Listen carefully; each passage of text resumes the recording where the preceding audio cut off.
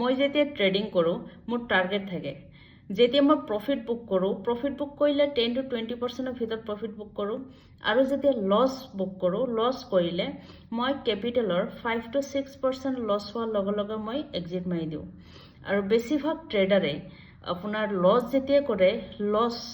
first ট্ৰেডত যদি loss কৰে second ট্ৰেডত আকৌ ৰিকভাৰ কৰাৰ কাৰণে আকৌ ট্ৰেড লয় আৰু সেই ট্ৰেড লওঁতে আৰু লছলৈ কনভাৰ্ট হৈ যায় কেতিয়াবা ফৰ এক্সাম্পল 1 লাখ টকা দি ট্ৰেড ল'লে 1 লাখ টকা দি ট্ৰেড লোৱাৰ পিছত সি 30-40,000 লৈ লছলৈ কনভাৰ্ট হৈ যায় তাৰ পিছতহে এক্সিট মাৰে বা লছ বুক কৰে যিমান পাৰে কেপিটেলৰ যদি 10 লাখ দি কৰে বা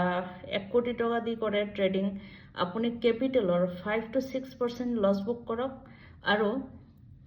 যদি প্ৰফিট বুক কৰে দেন 10 to 20% ভিতৰতে এক্সিট মাৰি দিয়ক প্ৰফিট লৈ লছতকৈ সদায় প্ৰফিটটো বেছিকৈ ল'ব